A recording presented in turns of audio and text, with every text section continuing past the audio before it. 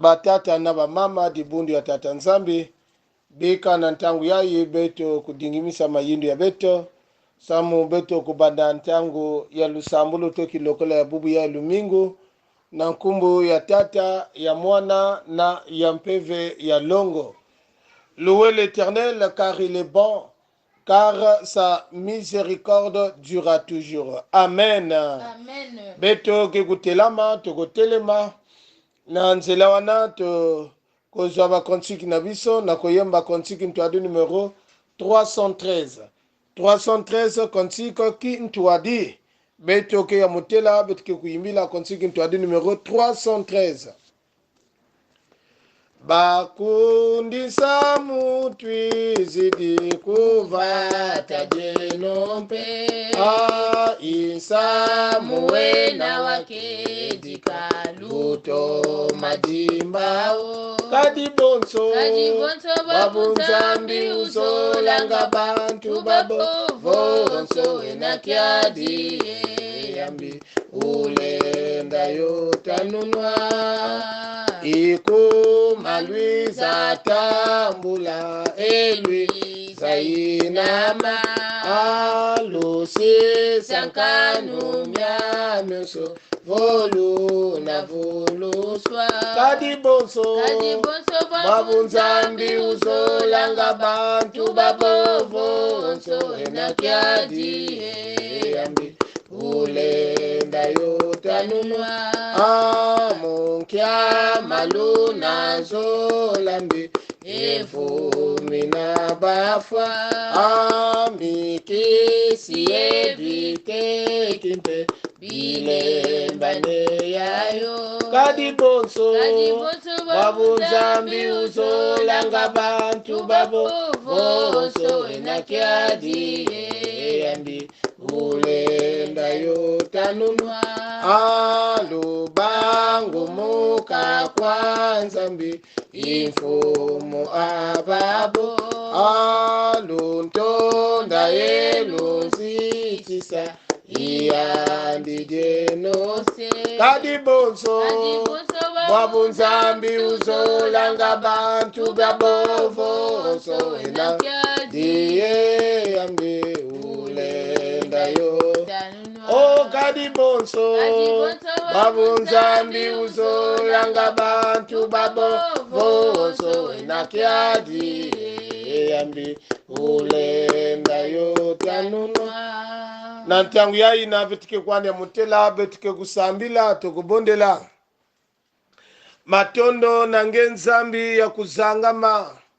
matondo nange nzambi ya nkembo tati ya zola ina mekupesa beto kilokola yayi mutindu nkayulu ina nzambi mekukumisa beto na ntangu yayi samuna iki kutonda ngeve na kilokola yayi ya lumingu babilumbu sama nunzambi ngemekeba beto na banzila na bisali na tume kusala mekilumbu yayi ya nsambodia yakele ni lumingu ya nzambi ya longo ni na wana nzambe tuzaliko tonda oyo usiliko komisa biso na ngomba ya lelo mokolo ya lelo nzambe mokolo yenga ya motu ya nde kofana na makolo na yo koyoka liloba na yo yaka nde okamba biso ebandeli pe suka yo zala liboso na nyonso oyo ekoleka na kati ya liyangani oyo na komone masi ya nzambe na bomoi tosili kobondela amen, amen. Amen. Amen. Na ntango yayi beto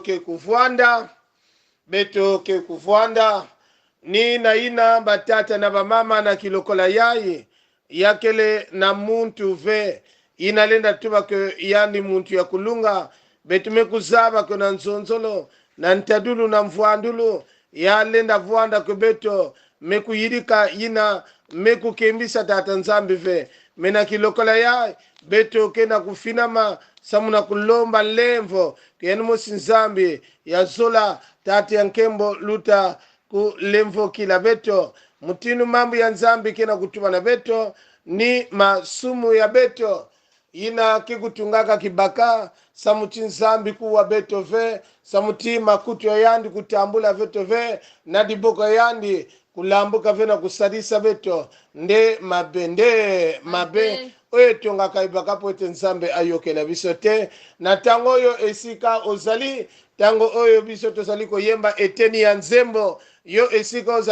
ozali kolela na se motema na kosenga bolimisi ko nzambe akoba kolimisa na ntangu ya yina beto kena kuyimbila kibuku ya nzimbo nge kotenge ikele nge kena kuniongoloka tata nzambe luta sila nge lemvo o nzambi dietose tulombanga kwange dowiza kala yetompe do tutambula fina maose watu wilanga kala yeto babuye sitwa kuzitisa o Yesu ntanini iwe tomvuluzi do utulevo kilanga do tuvulusa fina maose watu wilanga kala yeto babuye sitwa kuzitisa diaka tata betu nzambi nge muntu mekusaba kibusi tata mama ntwene ya bakale ya kento inakena kuniongoloka kena kudila samuti nzambi yani meku regrete imbia yani nzonzolo mvuandulu ntadulu nzambi meku dela kanave na oya siliko sala nzambe epesio esengote na oya siliko sala esaliko nzambe azala mosika na yo mena tango oyo masia nde ayiko tiama bonongo na se ayi nzambe liboso na yo ayi nzambe kolelepa na yo po ete nzambe na kosenga kotango oyo okoba kolimisa okoba kosokola na makila na mwana Yesu Kristo porque lingomba toba ya yo bazalisa mapembe nina sala lemvo sukula na vedi sabayange mutinu ngeke nzambe ya lemvo na nkumu na nge Yesu nzambe makirika betu mesambila amen Amen. amen Amen. batata na bamama beto kubagusa yao na makirika nyonso na mayinu ya tata nzambe yani mezola mfuilu ya muntu ya masumu ve me alingi ko moto ya mabe atika banzela na ye ya mabe abele maliboso na ye azali kokoka po ete alimisa ni wana tata mama yo moto siliko lela liboso na nzambe elenge mwasi mobali na ko regrete bipengoli na yo sosola pe ndimango ko nzambe asili kolimisa yo na komo na ye tata mwana pe molimo mosanto amen Amen. amen Amen. na ntangu yayi betuke kutelama na kukembisa tata nzambi Yesu wanzibudidi mwelo wa dizulu Wabele wakanga mamumambi mami. o Yesu wanzibudidi mwelo wa dizulu wabele wakanga mamu Mambi. ondele Ondele mumenga Yesu aye makunsemisemo Mambi. tondele mumenga Yesu o makunsemisemo Mambi. o masumu mami mandombe mambwaki Yesu asukudi mumu o masumu mami mandombe mambwaki Yesu asukudi mumu tondele mumenga o makunsemisemo tondele mumenga o makunsemisemo o bunge na yevuvu mukota kuzulu ngena yevuvu mumuna naye o bunge na yevuvu mukota kuzulu ngena yevuvu mumuna naye tondele mumenga o makunsemisemo tondele mama Yesu ayema kusemese mumandi inambe tuke kwandi ya kutelema na Yiswe dipundu ya tata nzambi balongu ya mfumu diaka mbote ya betwe mbote diake mbote lisuswe wafason ndenge nini na Yiswe nina esengo oyo nzamba asili kolimisa biso tozali koloba na yo tata mama elenge mwasi mobale bisika oyo botelemi bisika bozali na mboka oyo bozala en famille na tonga lelo na koyoka biso to oyo bosili kokota tango oyo ya mabondeli ya culte ya dimanche betume zonza na beno batata na bamama diaka mbote ya beno mbote diake mamu ya nzambi mekutuba mokele na kiese na ina bake tubaka na munu betu kwena inzo ya tata edongo nina maloba wana na kate sengo oyo ndeto ini boso na nzambe na ndako na ye tozali koloba na biso nyonso ozala kuna na Europa na Asia na Amerika na Afrika bisika nyonso oyo tozali bifulu ina betu ikele ngevuana kuna na Swanke ngevuana kuna na Zokotro ngevuana kuna na Sibiti ngevuana kuna na Owando ngevuana kuna na Oyo ngevuana kuna na Boko ngevuana kuna Luingi na Kinkala ngevuana kuna na Dolizi na Ponte Noire bifulu ina betu ikele kuna na ngo na Diamala betu metuba na betu nyonso bikatu izagwetu mu bikatu atanzambi katu na katu mutezoki vraiment nzambe apambola pe asunga biso lisusu mbote na biso ezala basali na nzambe ya paroisse Mayangi lingomba lokola tosili koyoka lokola tozali biso nyonso bana tata edongo tozala ya kosepela tozala yako Builana ngai sumunda ndulu ya kedika Builana ngai sumunda ndulu ya kedika Okese Bungena Yaveke na muisu Amayangi Bungena mumpeve kena mie Okese Bungena Yaveke na muisu Amayangi Bungena mumpeve kena mie kosongako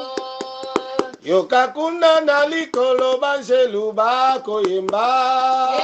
Sunkolo na bomo Yokakuna na likolo banjelu bako yemba Yesunkolo na bomo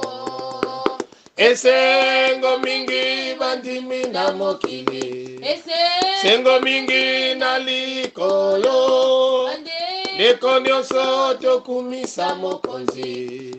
Yesu kolo na bomo Esengo mingi banzimi na mokili Sengo mingi na likolo Neko nyonso tokumisa mokonzi Yesu kolo na bomo Yokakuna na likolo banjelu bako yemba Yesu kolo na bomo Yokakuna na likolo banjelu bako yemba Yesu kolo na bomo Esengo mingi banzimi na mokili Sengo mingi na likolo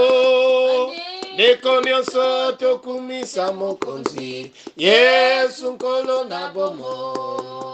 Yokakuna na likolo banjelu bako yemba Yesu kolo na bomo Yokakuna na likolo banjelu bako yemba Yesu kolo na bomo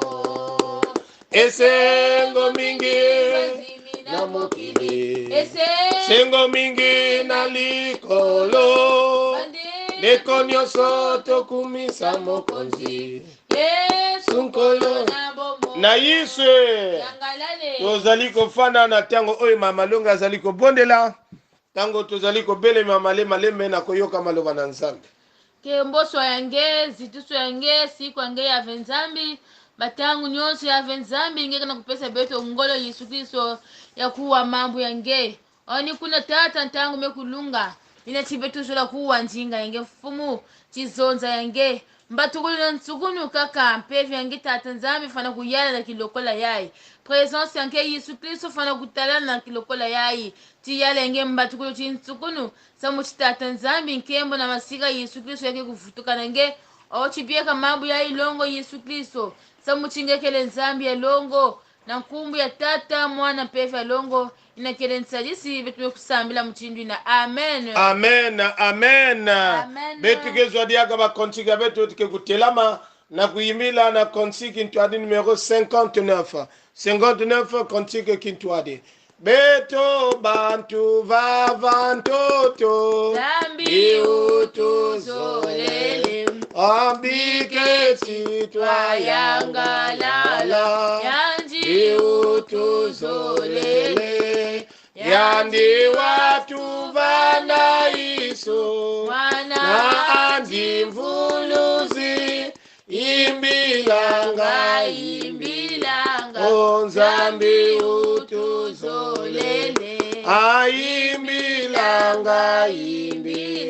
azambi utuzolele ayandi wasavanga beto ezinsiza zozono ayandi unakutukeba mboeto ya yonso yandilenda vana moyo abonso no bambi imbilanga anzambi utuzolele aimbilanga anzambi utuzolele amambu mandika tuvana omena makedika awonso unawanga natomazayamu ayandi unamona nzambi isumbe mvuluzi imbilanga anzambi utuzolele aimbilanga utuzolele na ntangu yayi betoke na kuvwanda mambu ya nzambi na betuke kuyindula na kilokola yayi na kilumbu ya lumingu ni mambu ina kele na kanda ya ebeleo kikapu ina ya 13 kibuku ina ya makumi zole na mosi. Hébreux au chapitre 13 le verset 20 et le verset 21. Hébreux 13 20 à 21. Ebeleo kikapu ya 13 kibuku ya makumi zole na mosi. Ina beto mekutala yao bika betu kutanga na kumu na Yesu. Hébreux 13 20 à 21. Je pense que tu es déjà à la page. Que le Dieu de paix qui a ramené d'entre les morts le grand pasteur des brebis par le sang d'une alliance éternelle, notre Seigneur Jésus, vous rende capable de toute bonne œuvre pour l'accomplissement de sa volonté, et fasse en vous ce qui lui est agréable par Jésus-Christ, auquel soit la gloire au siècle des siècles. Amen. Amen. Amen. Amen. Batata na bamama itu ya diamu betkina ya betkina gusugisa bubu yayi ya metu bana betu mutindi yayi. La puissance du ressuscité dans nos vies. La puissance du ressuscité dans nos vies. Lulendo ya yandina mekufuluka na kizingu ya betu. Na kizingu nguya ya musekwi kati na bomoi na biso. Kati na bomoi batata na bamama dibundu ya tata nzambi mutini betume kuzabila, nous pouvons nous demander la question, ou bien que la question que nous pouvons nous demander dans ce thème, c'est que qui est le ressuscité? Nanina bakena kutuba ko yina meku fuluka, nani oya sekui, bisonyon so dosili ko yeba. Quand on nous parle du ressuscité, c'est Jésus, ou le troisième jour qui était sorti dans le tombeau, où la terre ne pouvait pas le maintenir, où la terre ne pouvait pas le supporter, et que le troisième jour, il était ressuscité. Il était. Ressuscité. Et donc là, on nous parle de la puissance de Jésus dans nos vies. Lulendo ya Yesu Kristo, nakati ya bizingu ya beto, nakati ya kizingu ya. Ina betu mekuzaba, lulendo inakba, ina nyonso, mekutambula yande, nakati ya kizingu yani nyonso. Yake diaka l'apôtre Paul, l'a confirmé na kutuba, yake yande ve muntuke diaka moyo, mais ni yisu kele moyo katikati na yande, ni yisu kele moyo katikati. Et donc la puissance du ressuscité dans notre vie, c'est comme quelque part, quand le ressuscité prend notre vie, quand il est dans notre vie, tel qu'il a ramené tout à la croix, nina kupesa beto kizingu ya mbote, kizingu, nina kupesa beto ngolo, nina kupesa beto, ya bwana ngolo ya kimpevi, ya bwana ngolo ya ki.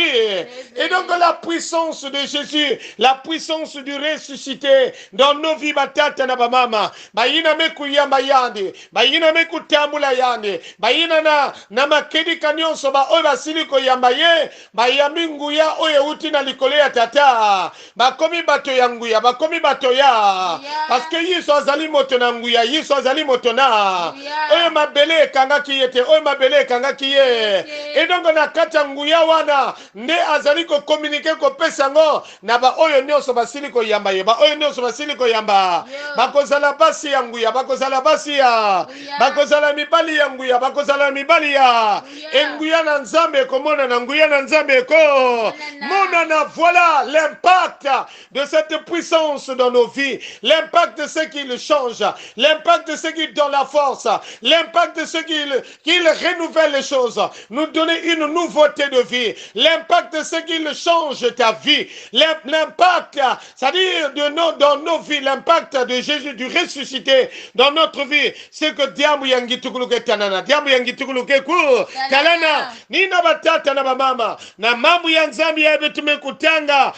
na kande ya Hébreu, ina betume kuzaba ve nani mutume kusonikaka ya, l'auteur est anonyme, ina betukena kuzaba ve, meki lokola ya, na mamu betume kuisatanga, yake mutindo ba ve, yake mutindo ba salutation, ina bakena kufidisa, na bangwa Kristo, ina bakena kufidisa, na dibundo, ina bakena kusaluer dibundo, ni kuna yandi kena kuzondila mutindo betume kutala, dans le verset 20, que le Dieu de paix qui a ramené d'entre les morts, qui a ramené d'entre les morts, le Dieu de paix qui a ramené d'entre les morts, le grand pasteur des brebis, le grand pasteur des brebis. Et donc nous savons, il n'y a qu'un seul qui est le grand pasteur des brebis, c'est Jésus.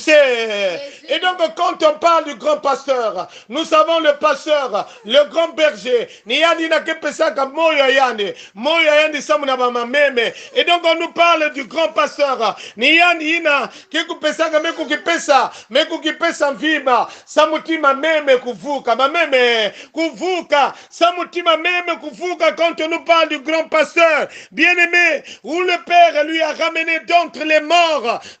morts, nous savons, il est allé d'entre les morts et il est ressuscité. Le lieu des morts ne pouvait pas le retenir tel que nous l'avons dit. Et donc cet homme, c'est le grand pasteur des brebis. Le grand pasteur, donc quand on nous parle, na grand pasteur, niye oyo, ami pesa kamobima, poete mampate bazwa kimia, poete mampate babika. Et donc on nous parle de ce grand pasteur qui s'est donné à la mort, ce grand pasteur qui a été ressuscité, ce grand pasteur qui s'est donné à la croix, et donc par son sang qui est devenu le sang de l'alliance, le sang de l'alliance qui a été renversé à la croix, ce sang de l'alliance à la croix qu'il a souffert, et par ses meurtrissures, par son sang, nous sommes sauvés, et que le sang de Jésus est une alliance. Menga ya yandi, inameku tengola na dikulusi, ya yakena kutula luwawanu na beto na tata nzambe, une alliance éternelle, une alliance entangu ina tangu ya kaka tata yani dans le ciel tata nzambe kuzon kele na dizulu tangu ya kaka na kata colère ya dizola bebisa ya dizola bunga, mais quand il va se rappeler de l'alliance de son fils, du sang de son fils à la croix, la souffrance de son fils à la croix, par son sang là tangu ya kaka nganzi ya nzambe, mais dingama parce que le sang de Jésus et yamekutula alliance na beto na tata nzambe, na beto na tata na beto na tata nzambe, yamekula beto na imbi, yamekula beto na lufo, yamekula beto na lu, une mort éternelle, une mort. Et donc le sang de Jésus, c'est le sang de l'alliance tel que awa mutino na hébreu bakena kutubila beto ya. Et donc kuna mutino dans le verset 21, vous rendez capable de toute bonne œuvre pour l'accomplissement de sa volonté. Pour l'accomplissement de sa volonté. Et donc, par cet sacrifice, yamekuzwa kebeto kuzwa lenda, tozo makasi, poete na kosala makamo ya malamu, makamo ya na kufa na ye, na sacrifice na ye, na kosekwa na ye, e komi nzela oyo kokosala, ke biso tozo ningisa, ya kosala makamo ya malamu, ya kosala makamo, ya kopesa bambuma ya malamu, ya kopesa bambuma ya et fasse en vous ce qui lui est agréable par Jésus-Christ, pour que na kati ya kufa yina na mfulukulu yina tata nzambe sala kati na beto yina enimekuzola yina enimeku oyo nde alingi oyo nde edonge esika oyo tofani esika ozali loba ko nzambe sala nga lokola yo olingi sala oyo olingi na kati ya vina nga tokende tata nzambe sala oyo olingi na kati ya vina nga edonge oyo nzambe alingi ya sala na kati ya vina yo na kufa ya mwana Yesu Kristo na ekulusu po ete topesa bambuma bakitoko ela tango oyo nyonso bandimi ye toyeba ke nzambe moto akosala oyo alingi katikati na biso ye moto akopesa biso forme oyo sengeli et donc l'Éternel fera de nous ce qui lui est agréable nyonso ina na kati ya luzolo yani na kati ya luzolo ni wana ndeko na nga lelo yeba ke vina yo ekomi ya yo moko te ya yo te yeba ke bomoi na yo ekomi ya yo te mais oyo akoko kamba bomoi na yo ekomi tata nzambe oyo apesa yo ba directif oyo apesa yo ba nzela oyo akolakisa bisika kokende oyo akofanisa yo oyo akotelimisa yo oyo akolobela yo ezali nde tata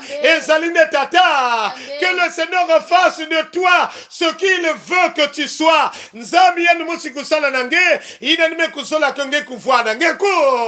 c'est Dieu qui va te donner la forme véritable. Bien-aimé, ce qui nous agace parce que beto zola sa la forme ya kizingi ya beto mutini betu mekusola mais awa mfilu ya Yesu Kristo mutini betu mekuyama yani mfulu kule yani nzambi ke kusala yina nimekuzola na kata kizingi yage non pange mutu ke kusala yina ngeme kuzola na kizingi yage ta vie ne t'appartient plus et donc c'est l'Éternel des armées qui appartient dans ta vie qui est en train de mouler ta vie qui est en train de mouler ton avenir qui est en train de te mouler qui est en train de te démontrer ce que toi tu dois faire nyonso oyo koko sala nzambe alla kisa nzambe asala nzambe et donc tala bénéfice tala pouvoir tala puissance et à ressusciter na kata kizimbi ya beto c'est que quand il prend la place c'est lui qui va nous donner la forme quand il est ressuscité quand nous l'avons accepté nous ne sommes pas de nous-mêmes mais c'est le Christ qui agit en nous c'est le Christ qui est en train d'orienter nos émotions ni yadu mutike kutubilange ki fulungele na tula makulo ni yadu mutike kutubilange ki fulungele na kwenda ni yadu mutike kutubilange ki fulungele na kwenda fe ni yadu mutike zabisange ina nyonso mutini wetu mekuzaba kele ya mote samuna kizingu yange sala dibundi ya tata nzambi si kama batata na bamama mukepesa benu kifwana kiselo ina na kento yani na inso bake kufwana kabazali ne kufana na kacha ndako mokolo wana nde avant balamuka na butu wana mwasi aloti ndoto mwasi aloti ndoto oyo alotaki ko na kati ya ndoto basili kozwa mobali na ye na kati ya ndoto ezalaki ndoto nde ya mabe me molimo na nzambe elobi ke loba na mwana mobali na yo lelo abima te lelo abima lelo abima te lelo abima etango oyo bazolamuka mwasi alobi na mobali ayaya nga naloti ndoto ya mabe naloti ndoto ya me na kati ya ndoto wana basili koloba na nga yo mokolo ya lelo obima te yo mokolo ya lelo obima oui mon frère c'est l'Éternel qui va te dire ce que toi tu dois faire ne néglige pas si réellement Jésus est en toi il va orienter ta vie moneko na nga to mobali na nga kobima te bakala mununge basika fe ina kente me kutuba ya na mosi bandiko kuisaka comme yani fandaka chasseur bandiko me kuisa tuba beto fana kukwenda la chasse beto kwenda chasser nge fwana ina ngeke na kufanda awa iki ngeke na kusala beto kwenda beto sala iki beto il faut tokende na la chasse tokende na la tango azali ko so elamba tango azali ko lata elamba tango azali ko bima mwasi alobi na ye nzambe na ndoto ona lotaki nzambe alobaki yo bima te ndoto wana elobaki yo bima te me ya lobi pauvre femme yo nini olingo lakisa nga na kosala nini etango bakendaki chasse bakomi kuna force manœuvre esalami batire na papa wana akufi sur place tango ina bakumaka na kati ya chasse kuna bamekutire na bakala ina bamekutire na tata ina force manœuvre mekusalama force manœuvre meku edongo na bakokila ina bamekuisa na kore hadi tegila bakwenda tula yao na la morgue bamekuisa toke kento yani na kilokola ya diamu mesalama kotome tume voile la chasse et convenant c'est que bakala nge me foi bakala nge on a tiré sur ton mari bakala nge me foi avant de kwenda tula yani na la morgue tala tete bakala nge tekila beto kwenda tula yani na la morgue mama ina nikula tamu yani kina kutala bakala mekulambalala mobali oyo nde akufi tango azali kotala mobali a se rappeler na ndoto oyo ne molimo na nzambe elobaki na ye na butuana ni wana mama wana azali ne kole apana kolela mobali na ye azali kolela mobali na ye na nzembo oyo na koloba bungeti zonza mundozi banduga beti kumvisako o mabanza mao yekwe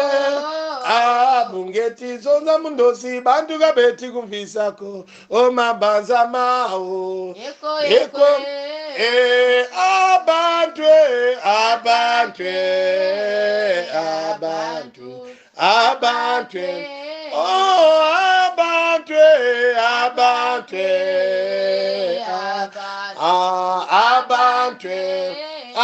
bungeti zonza mundosi banduga beti kumvisako o mabanga mao bungeti zonza mundosi banduga beti kumvisako o mabanza mao yekwe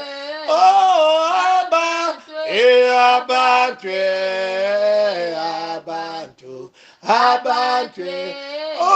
kadibantwe abantu edongo batata na bamama ninga ya mfumo ke tuadisa ke kunata nge ke kuzabisa nge esika oyo kogokende esika kogokende te parce que l'Éternel fera de nous ce qu'il veut inelme kuzola nikuna batata na bamama wapi kibuka inenge mekukwenda bamekutuma nange ntomoso yange il faut que bakufa kibulu ou bien que bakufa mutindi ya sa mutindi kutoma Jésus c'est l'alliance son sang nous a sauvés à la croix il nous a sauvés à la croix l'alliance est établie il n'y a plus de sacrifice à faire il n'y a plus que bakwenda kufa kibulu onge sa mutindi ni akuse il faut bakufa ngulu onge sa mutindi masumu yange ou bien kimbefu yange sa mutindi beloka il faut bakufa ngulu il faut bakusacrifier ngulu non Jésus s'est sacrifié à la croix Jésus s'est sacrifié à la croix par son sang à la croix l'alliance est établie et donc par cette alliance là les l'Éternel agit quand nous avons des problèmes, quand nous sommes malades, quand nous sommes en difficulté. Tata Nzambi kena kusala, Tata Nzambi kena ku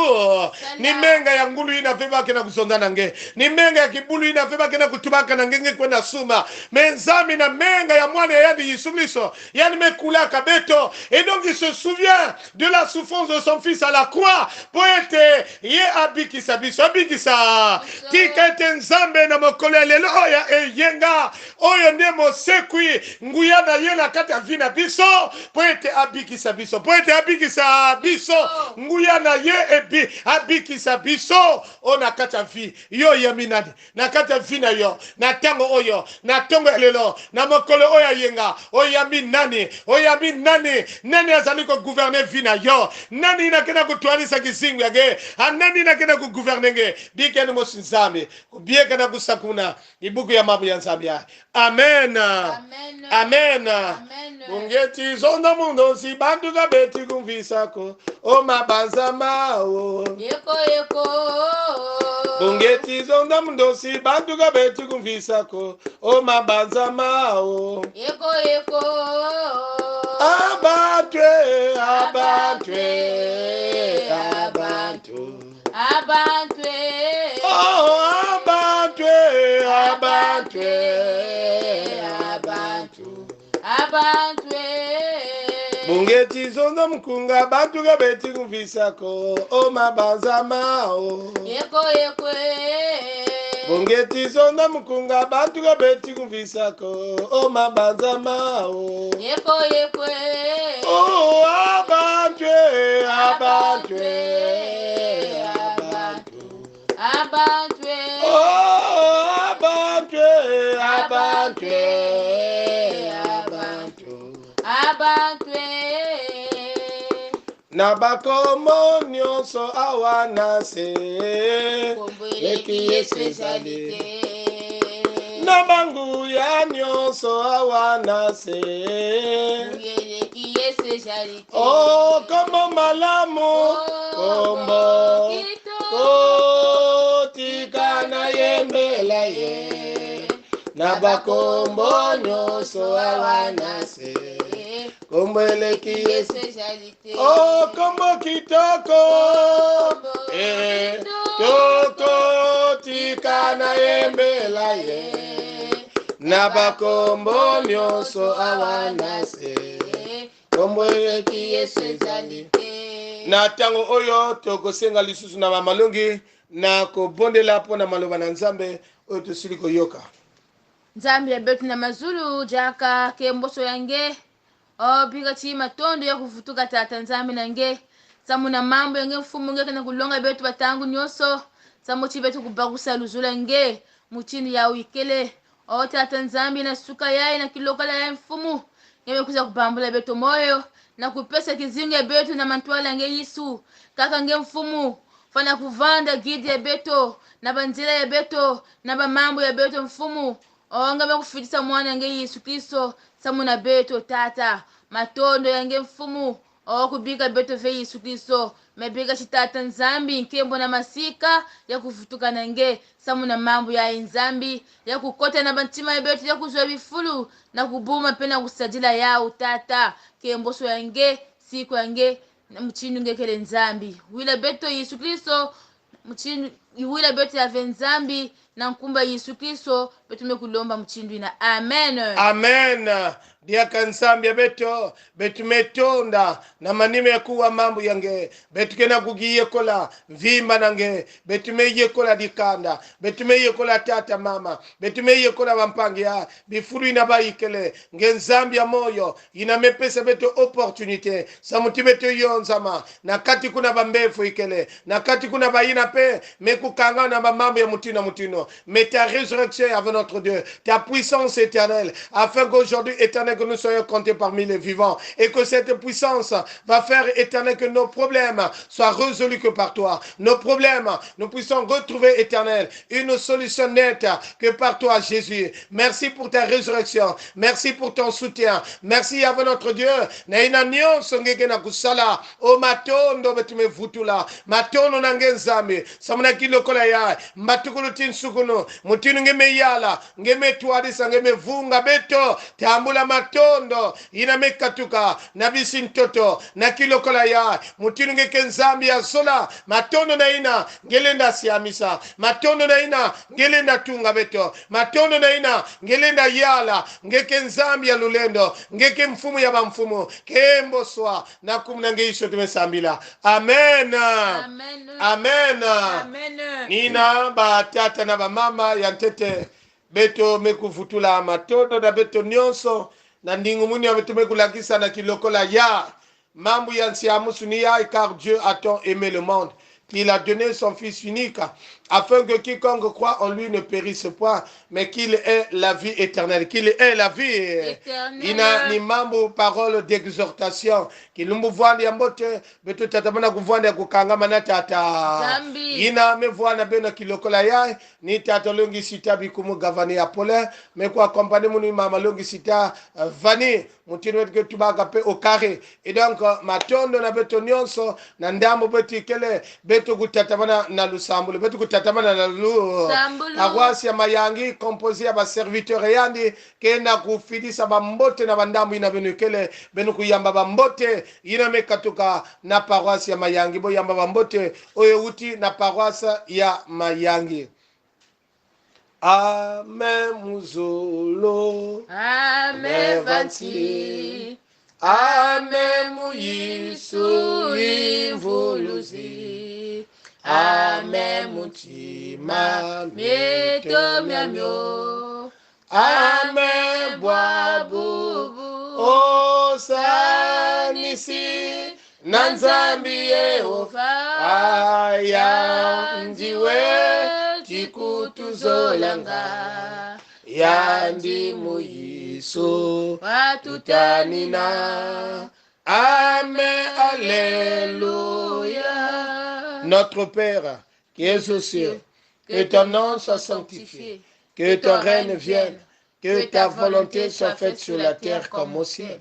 Donne-nous aujourd'hui notre pain de ce jour. Pardonne nos offenses, comme nous pardonnons aussi à ceux qui nous ont offensés. Et ne nous laisse pas entrer en tentation, mais délivre-nous du mal. Car c'est à toi qui appartient le règne, la puissance et la gloire au siècle des siècles. Amen. Amen. Recevons la bénédiction de la part de notre Seigneur Jésus-Christ. Que lui-même, le Seigneur de gloire, par sa paix, qu'il vous bénisse et qu'il vous garde, maintenant et éternellement. Bigene musinzambia kiyenge, yani banguna kifoya na kupesa beno kiyenge, bana bubuya, ti batango nyonso bandalelo, ti suka ekeke. Amen. Amen. Mokolo ya malamu dimanche ya malamu na biso nyonso.